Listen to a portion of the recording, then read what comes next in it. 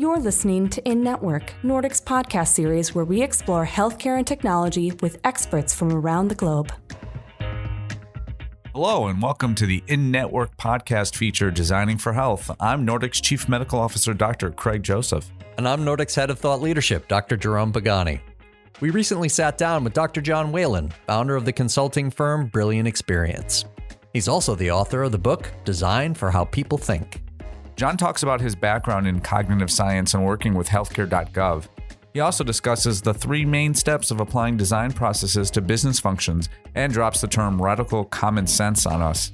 Additionally, he explores how to influence positive behavioral change, the relationship between environment and automatic processes, and how well-designed technology can decrease your cognitive load and increase your focus.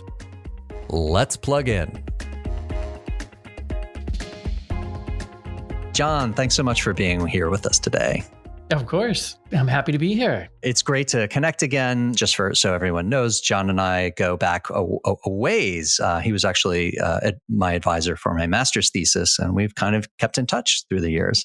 Yes. And I'm delighted to be here and see where you've wound up. It's awesome. I feel like the fix is in. I feel like John might not have deserved to be on the pod and normally wouldn't have met our criteria, but because he controlled your future at some point, I feel like, John, you want to defend yourself at this point? Right. Well, actually, I might say the reverse, that despite being an overlord to Jerome, nonetheless, he was willing to talk to me now. And so that suggests that maybe there was something that was fair, equitable, and reasonable that made him want to continue to talk to me, where that might not be the case for all dissertation advisors or master's advisors. And I'll sort of split the middle and say it was actually the continued wise counsel from then through now that made me really interested in sort of the careful thinking that you've first applied to science and now are applying to sort of the practical problems around human-centered design and healthcare specifically that really made me want to be able to have you here to speak with us today. Great. Well, it's a privilege. So, John, in preparing for this episode, I learned two things, and I just want you to confirm them. One, when you were a very young child, you decided that you wanted to be a psychologist who actually does product design and works as a consultant. And two, the website called healthcare.gov was all your fault. Did I get both of those correct? You're so close. You're just on the edge. So actually in grade 3, I remember looking over at Valda, who I thought was quite swell, and wondering, what is that girl thinking? And knowing that I didn't know, and knowing how fascinating it was to think about what's in other people's heads and how they construct the world and so on. And so, yes, for a long time, I was interested in psychology and learning more about that and what's in people's brains. How does that work? As for healthcare.gov, I was part of the rescue team, so almost.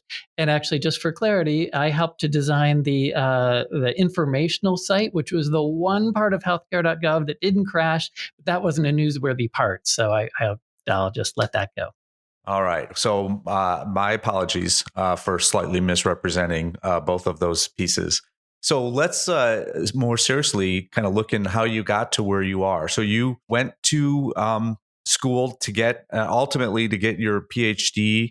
My understanding is you were in academia for a bit and then decided to kind of expand out. Can you fill in that story a little bit? Sure, you're exactly right. So I got my PhD in cognitive science. And so I did things like work with brain damaged patients, with doing what was then considered like artificial neural networks. So it's really the precursor to all of our machine learning, and also working with just ordinary adults and looking at how they learn, actually, in this case, artificial mathematics. So I could see how that works in their heads as well. So putting that all together was using converging lines of evidence to really deeply understand a process, which is something we still do today. And really, after that was a postdoc, UCLA psychology professor. And as you might have guessed, I love doing the research, and I was not as interested in publishing. And so publish or perish. And so I became a consultant after that. And so I immediately had a job as soon as I left, and really, really enjoyed it. And it actually, for someone who gets their PhD and is a world expert in one thing, or that's our goal, being able to actually solve concrete problems in months and then move on to a new topic and do the same was like incredibly rewarding and so satisfying. So I got addicted, and here I am. So you mentioned publish or perish, and you went the latter from your academic endeavors. And so what are you up to right now? Yeah, actually, that moment was terrible because my pay doubled. But anyway, so right now, I actually, after working for a few different companies, went out on my own as my dad had his own little company. So we do consulting for new product discovery, so digital products or services. So essentially, my little company called Brilliant Experience tends to work with very large ones. And we generally are either deeply understanding the potential audience and their needs that are out there and understanding the segments that are out there and so on, helping a group to decide, is this actually a scalable problem that they want to solve? Is it something that they're really good at? Could they compete in the competition? So that's our strategy side. And then thirdly, if they still have just a twinkle in their eye and want to know what this service or product might be like, we have to do the sort of ideation or early concepting of that thing and testing it to do that sort of build, test, learn classic design thinking kind of process. That's great. So getting back to that, since someone brought it up, oh wait, that was me, the healthcare.gov website. Can we just dig a little deeper into that? So you were involved with the informational part, which didn't crash. What does that mean? What is the informational part? And what was your involvement? Sure. So the fundamental challenge actually with that entire project was, at one point I asked, like, so who's really in charge of this project? And no one could answer. So there was no single, as they say, throat to choke. So different people had different pieces, but they hadn't really put it all together and been responsible for things. So we dove in. I did more all-nighters than I've ever done in my life, and was able to design. So I'm not a programmer. I did things like wireframing and testing these possibilities with both ordinary folks with lower educational profiles, accessibility, and so on, making sure that the core, is this right for me kind of information was available. And then secondarily, that would launch you to pick a plan kind of things, which was the other side that didn't work quite as well. What actually, to continue with why didn't that work just for a moment, we really did learn that one of the key challenges was the law said you need to get this information from another vertical within the government in order to decide, does this person qualify for plan 1 or plan 2 or plan 3? That group didn't really have a reason to really dive in and make a really fast API to make it all work as a service design, because there wasn't a higher order person in charge. So it's just knowing the organizational structure to building a great experience is actually really relevant, in addition to the psychology I'm happy to talk about. So, John, we know from our experience working with clients that there are a lot of smart folks out there who are really invested in what they're doing, and there's no shortage of really good ideas. How do you help people to think about whether or not to proceed with a project or not? Absolutely. So, one of the big things here is that you can imagine that if you think of your Googles and Facebooks and folks like that who we work with, that they have plethora of engineers, and an inclination for almost any group is like, wow, we need an X, let's go start building it. And so actually, I think one of the steps here to start is actually the more pragmatic go, no go decision, and really being well informed with that. So is there really a need for what you imagine folks need?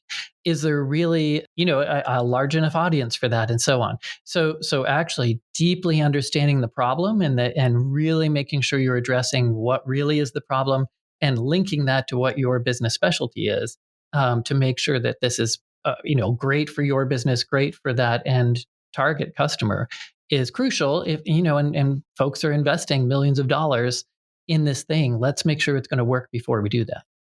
You formalize this into 3 big chunks that folks can use to think about the design process as applied to their own businesses, and wrote a book about it. Can you tell us a little bit about, just at a high level, what the book is about?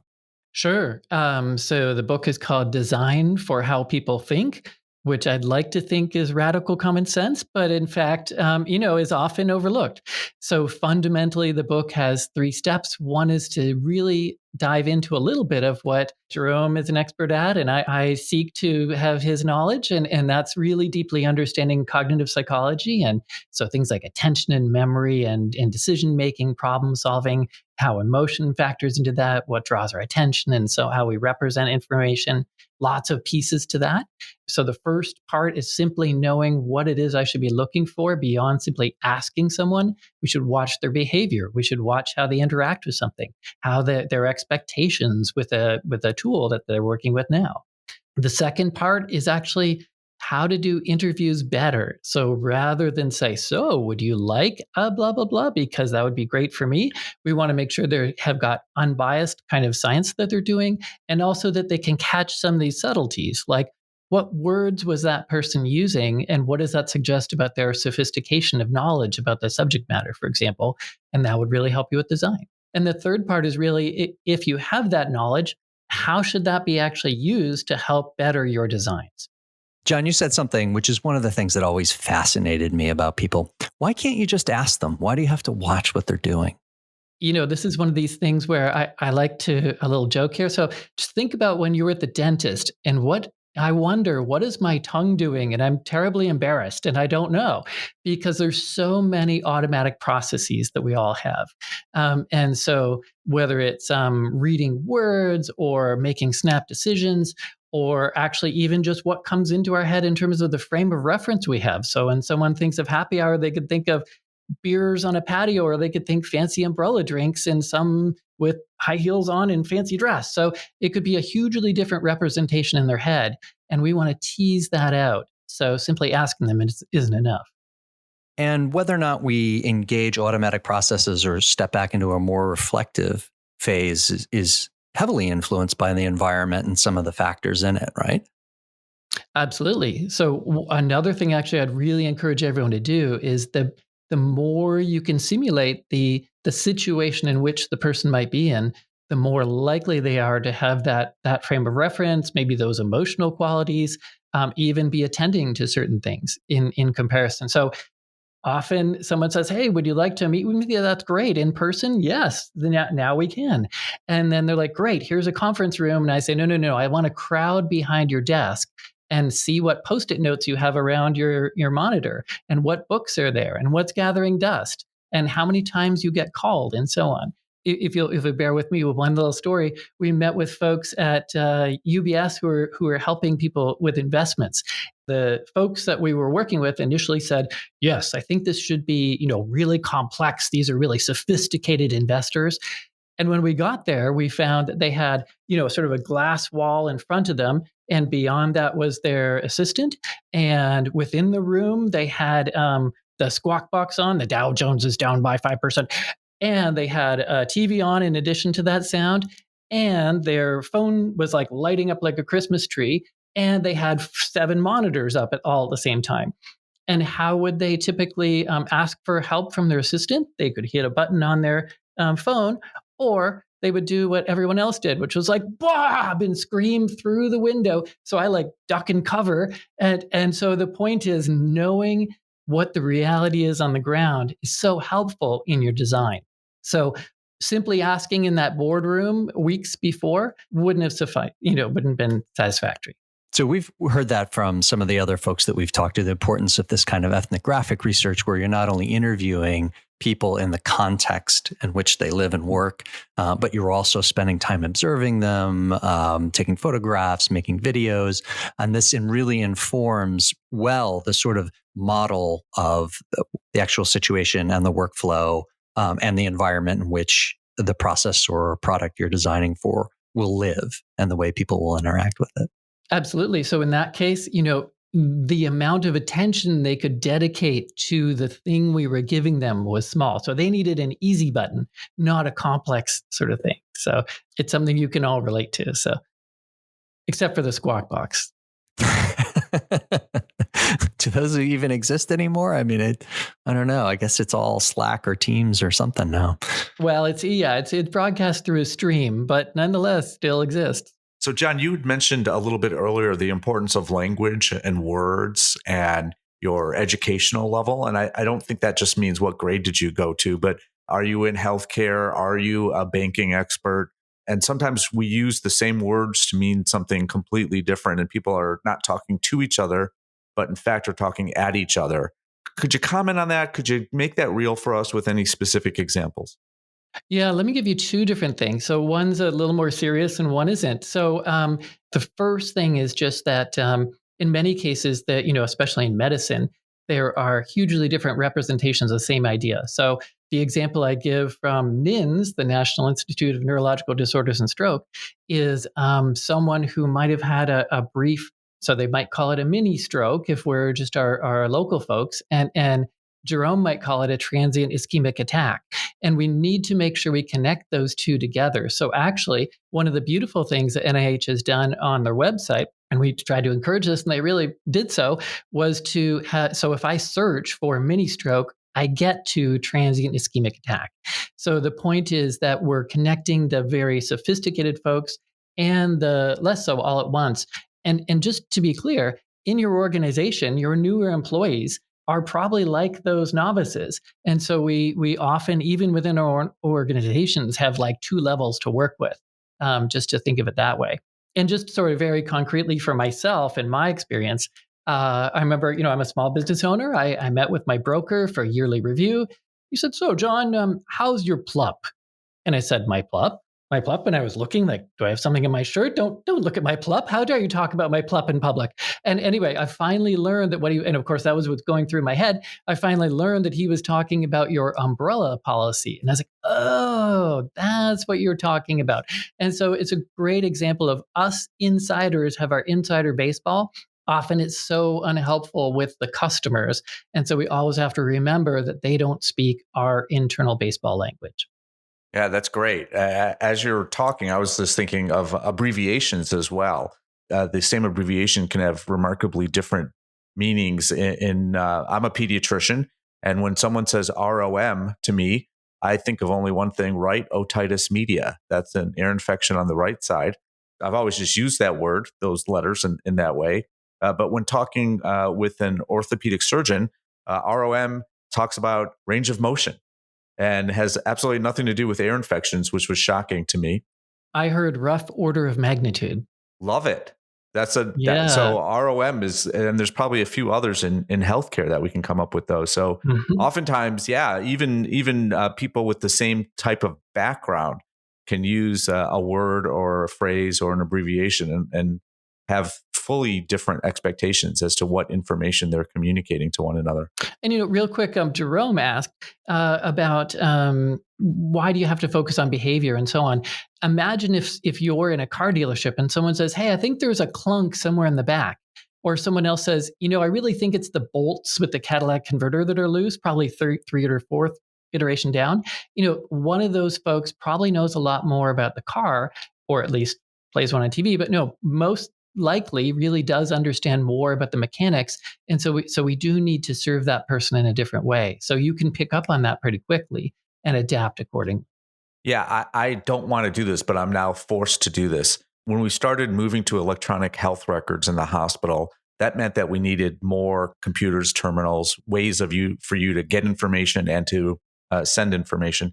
And certainly we had those sitting in offices and around the hospital, but we needed some mobility. And what people have found is that laptops, when they're dropped, don't do very well. They don't bounce. And so we put them on carts and we put wheels on those carts. And so you even see today people rolling around. Well, that's a computer on wheels, which can be abbreviated as a COW or cow.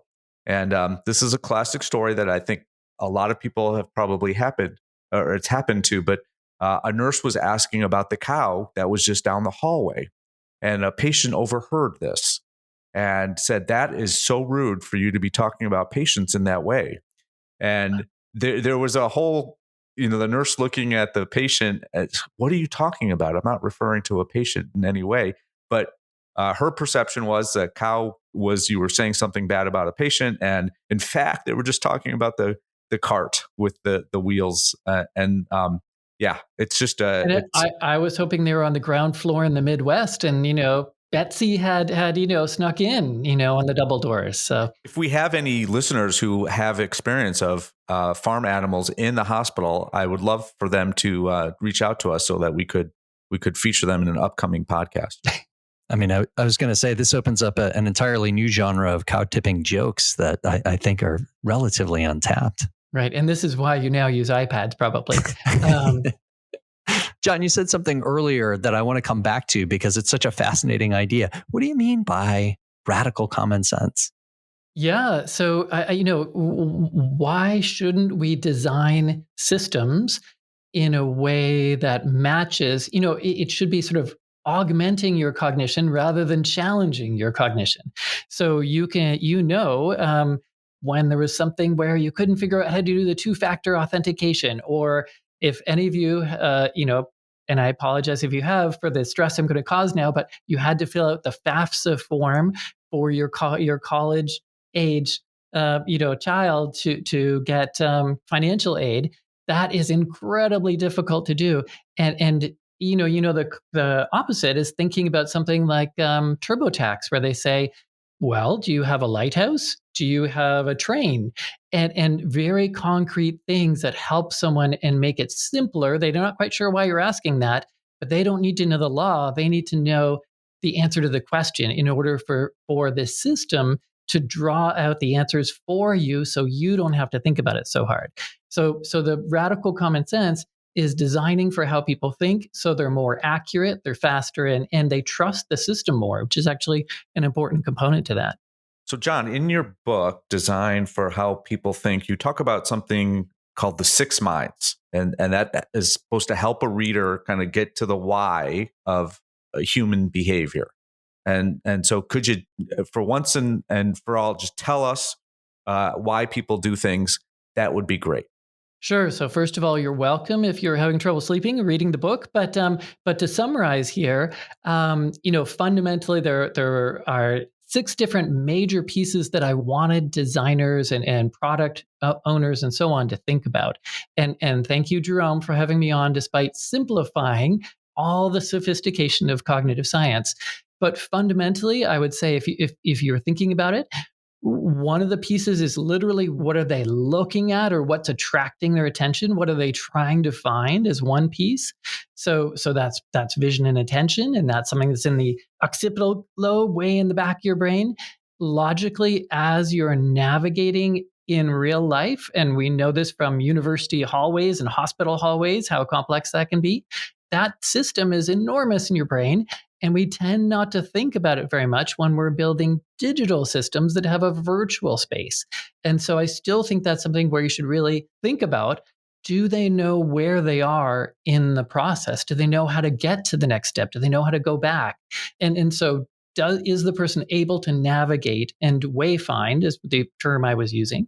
Another thing that we've talked about already, and I'll just touch on, is just listening to the words they use, and that suggests the sophistication of their mental representation of the topic that we're covering.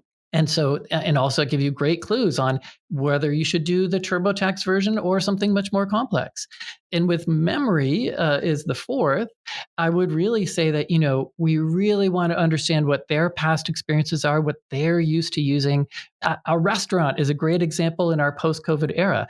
Do we expect to be able to sit down? Do we expect to look for a QR code now? Or is someone going to hand us a menu? Are we going to talk to a waiter or not? There are all these things. I have these built-in assumptions. We want to know what those are for our users. And really, ultimately, you're trying to solve some problem. And so thinking about their decision-making and what they're trying to accomplish versus maybe what they should actually be accomplishing, and how do we increase their sophistication along the ride to get them to make the best decisions they can. And within all of this, there's emotions that are tied into this. We know that the stronger the emotions, the more you fall back on default. Some people call it satisficing, but making quick decisions that have low, working memory loads just to get through the day. So we want to know how kind of stressed they are along the way as well. So that's the 6. So I actually love the way you've kind of chunked these systems, John. In academia, the goal is to get to the next and better question than the one you asked before. And so you can keep sort of subdividing and getting more and more specific. But for those of us who have kind of stepped away and are really interested in the practical application of scientific principles to problems that we're experiencing today, I think this chunking gives us a great way to think about, or a rubric for thinking about how to begin to take action and think about the people who are involved in the things we're designing. Can I give you just two quick stories that are related to that?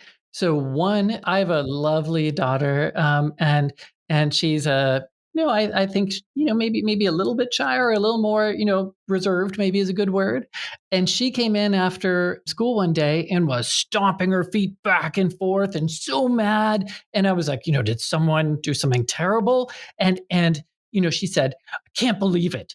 And I was like, wow, what happened? And it's like, Snapchat changed their interface. And so this was the moment they went from Snapchat 1 to 2 that the CEO thought would be great and would be helpful for, other generations to work with. What they did is they tore apart her ability to wayfind because the virtual space had changed. That had changed her expectations. Suddenly she couldn't accomplish what she wanted to. It was taxing for her memory, broke apart her representation of this thing. And so ultimately, they slowly unwound what the CEO had done. And had they tested it with their target audiences more carefully, they would have seen the red that was within my mild-mannered daughter. So that's one. And a very different one, just to make sure you remember your users are not you. We work a lot with one of the largest technology companies in the world that does search, and you'll never guess who they are. But one of the things they want to know is, when aren't they being used? And so we had one person where we interviewed, and she said, I live in Atlanta and I'm going to Phoenix and I wanted to find a good restaurant. So of course I used Pinterest. And we're like, oh, okay.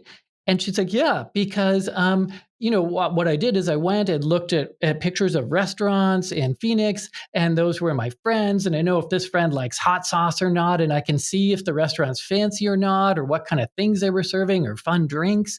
And so I knew exactly where to go based on that. And so the simple point here is, you almost are always surprised by what happens when you start to interview real users who are not you. And it makes you understand, oh, they have a different way of solving the problem, or they have a different way. But we also see the components that person needed to solve the problem, and therefore could design a system that's consistent with what they're seeking. And actually, they use Pinterest as a kludge in that case. I was totally going to say Pinterest, but I couldn't get off mute. So I'm hoping that I can get credit for that, because I was going to go with Yelp, but well, that's interesting.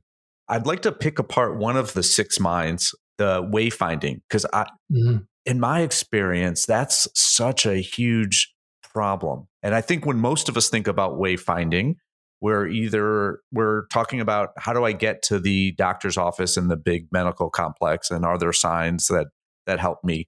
When tech designers are thinking about wayfinding, they're thinking about looking through the screen, looking at the screen and how do I get to the next place that I want to go. I think about it as the process of a referral.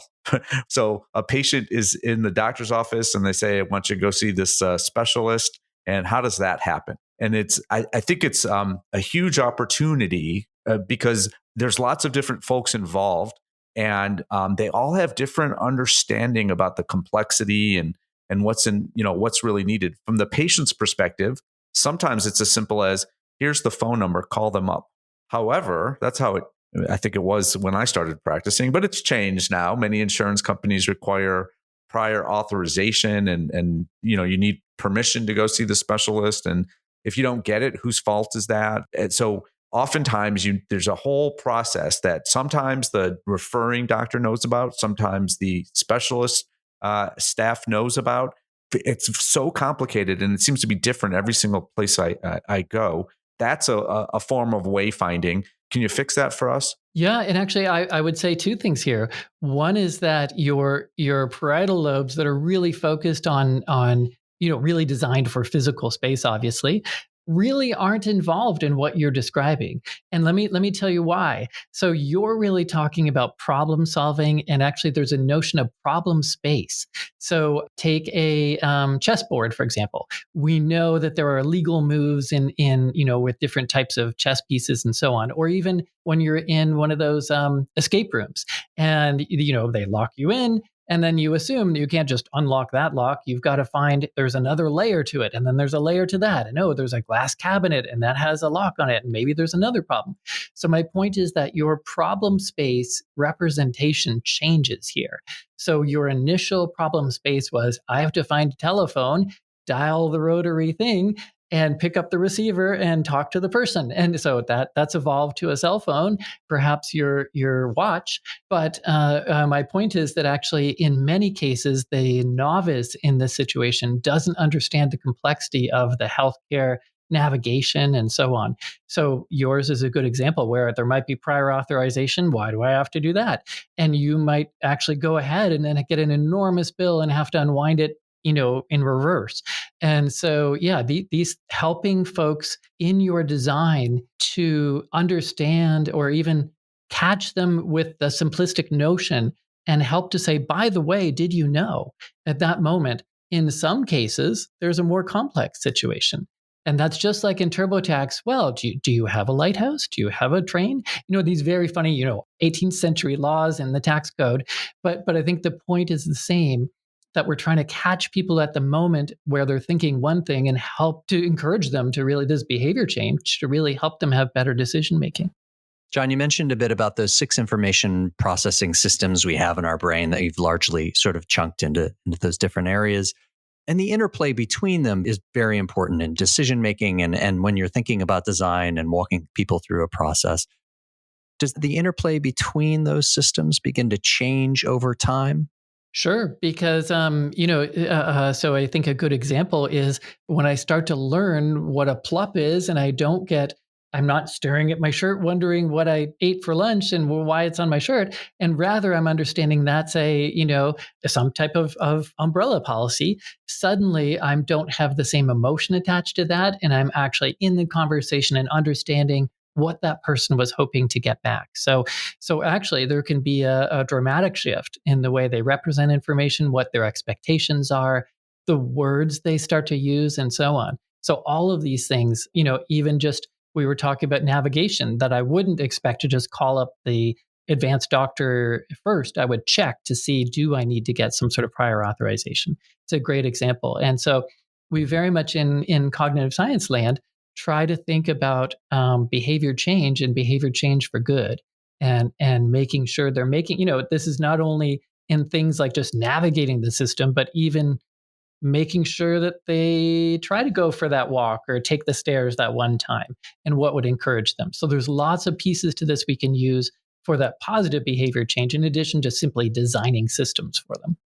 That's fascinating. And so does the interplay between those information processing systems stay static across our lifespan, or does it change? And how does that influence the way you begin to design processes for people at different ages? I mean, I think a really good example is we've worked with actually more than one group on things like signing up for health plans, and specifically thinking right now about Medicare sign up. And in those cases, actually, I just want to say we can think outside the single human into the family and so on. So you start often by not having, just turned, 64 and 3/4 and you're eligible for Medicare. And those folks are like, kind of don't have much wrong with me. I'm good. I'll sign up with the cheap one. And they don't really know what is in that, system before they start actually using it more and more. And gradually, as they get older and inevitably they have some more things that they're working on, they start to learn more about this. And even further, as you get older, and actually the complexity of the system, because of the governments in the world, becomes increasing in complexity. It's overwhelming for that person to try to represent all this information. And they actually really need supports from family members and so on. And knowing who to trust in that Medicare sign-up process can be really terrifying for them. And they're overwhelmed with mailings and TV and phone calls because somehow they find their number, and those can be high pressure and so on. So for the older adults, helping to guide them and not have them be so overwhelmed, and also making sure that they're essentially safe and making the right choices for them is really important. John, it's interesting how you were talking about kind of potentially generational changes and how folks, when they first sign up for Medicare, might not be experts. Certainly don't think that they need anything, and then they become smarter as things move along. And it reminds me of the idea that all patients are not the same in terms of level of complexity. So certainly folks who are generally fairly healthy, they have very limited interactions with the healthcare system. However, if you get a diagnosis like something like cancer, you quickly become very knowledgeable about not only how the system works, but about your own medical problem. And now with tools like the internet, I can become a super expert on a particular kind of cancer and start to be able to speak the lingo. And so what I have seen from time to time is designers who kind of are focused on, well, we'll get them their lab results of their annual lab tests, and that's all they need. And they can wait a little bit for that, to patients who have cancer who are very knowledgeable and want that information immediately, and creating the same type of tool for those two different audiences, even though they're both patients in your healthcare system, really satisfies only one or potentially neither group. Is there a way of thinking about this that can kind of help us as if we're just starting out on, hey, how do we release these results, or how do we, think about patients? I'm worried that we're going to think about the more common one, or the one that's closer to us and not the larger group. Yeah. So what we've tried to do in some of our designs is to, even in this healthcare space, for example, of Medicare, is to start with essentially, say, a card-sized thing. What's the bottom line with this plan? What are the core elements? And what, based on a few questions we might have asked you, like, it's really crucial to have this medicine, or I have this particular ailment, or I have this hospital I really want to go to. What's in it for me? So making it relevant to them actually was one piece that was really important. The second was having a quick bottom line so they're not overwhelmed with choices. I think with choice decision making that we're much more successful with 3 than 17. And so actually recommending the top things for them. And our systems now can be very good at predicting what would be the best for them. But secondarily, to your point about the experts who have a very specific question, letting them then have another view that dives into the details. And really, so in your case, it's like, over time, how did this metric change? And so you can watch that go up and down. And so, for example, that expert in that type of cancer, unfortunately, would probably know, here are the tolerances for that protein and when it's out of whack. And so even letting them understand that you've gone beyond 3 standard deviations, whatever the case might be relevant for them. So, but that first person who's just learning about their situation doesn't need to know all that. So finding the right way to present the simple bottom line, and then saying, we're not hiding anything. Here's all the details if you care to look, or you want to share it with someone who is an expert. But not, if you show all of that right away, it's like, this is just nonsense. If you get the diagnostics from a car, for example, you can be really good at cars, and just having 72 numbers is not useful. You want 4 to start and dive in. That's fantastic. So, John, we like to ask everybody this sort of the same question, which is to think about 3 things that are so well designed, and they can be outside of healthcare, but 3 things that are so well designed that they bring you joy to interact with. Right. Well, I think I think I have them for you. So, and actually, some of this is in my choices are that I don't have to interact with it. So, one is, so this is reducing my cognitive load, right? How doing things for me. So let me start with actually my lights at home. So I have my Hue lights set up with a timer. So in the morning, just before my alarm goes off, these gradually come up. It encourages me to have regular sleep. Same at the end of the day, it goes dimmer, and it starts to give me a mental cue that, I might be getting a little sleepy. And so these are just positive ways. I'm trying to do behavior change on myself to encourage positive behavior. And if you have a teenager, making sure they don't stay up too late. So that's one. And so that's simply where I don't touch those lights. I leave them the way they are, and they come up at sundown and they go to bed at the right time and so on. And that solves, it's one less thing for me to think about. It's like Steve Jobs wearing his same turtleneck every day, right? It's one less thing to think about. The other one I've got for you is I really like my 1Password. As a small business owner and wanting to keep things safe, being able to use biometrics and have, 160 different, I actually didn't count how many, but probably more like 200 different passwords.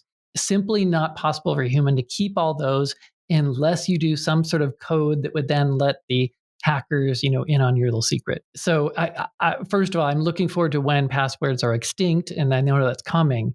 But still, in this moment in time, this is one way that it just has to know I'm me, and then we're all good. And I don't have to remember that thing. So there's two ways that I actually love for the thing to, give me joy by not having to do something. And the third one is actually, I love using Google Maps when I'm walking. So for example, I get out of the train in the Amtrak in New York City, and I always walk one block, and then I can see the change in blocks. So, the sun isn't going to help you. There's a huge building. So did I go up or down? Did I change from this avenue to that avenue? Then I understand. And when I'm going somewhere, I know you, of course, Jerome, are always early for everything. But supposing you were just on time or even running just a hint late, you want to make sure you don't take that one wrong turn. So having Google Maps reinforce what I'm doing actually makes me calmer and makes me feel like it's going to be okay. And so it's one of those things that just internally you're getting a reinforcement that we're doing the right thing. So all of these relate actually to the 6 minds, interestingly, but I think almost everything does. So there you go.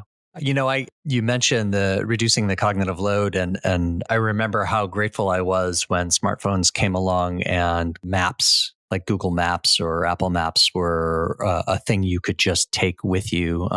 Because before that, I had some jobs where I would travel to interview people, and I was carrying physical maps, and they weren't always updated, or if there was construction or a road closed. It's increasing your cognitive load, which is taking your mind off the driving you're supposed to be doing and inducing anxiety because time pressure. Yeah, so I love that idea of just thinking about things that can help you focus on what you want to be focusing on as part of the design process. That's fantastic. Elimination rather than adding to. Right. That's that radical common sense. There you go. John, a pleasure to speak with you. As always, thanks so much for joining us for the podcast. Oh, it's very much my pleasure. Thank you for having me. Thanks for tuning in. We hope you enjoyed today's episode. To learn more about Brilliant Experience, visit brilliantexperience.com. Check back for more episodes of Designing for Health wherever you listen to podcasts or on nordicglobal.com. Till next time, we'll see you in network. If you enjoyed this episode, please leave us a 5-star rating and a review. This helps others find the podcast as well.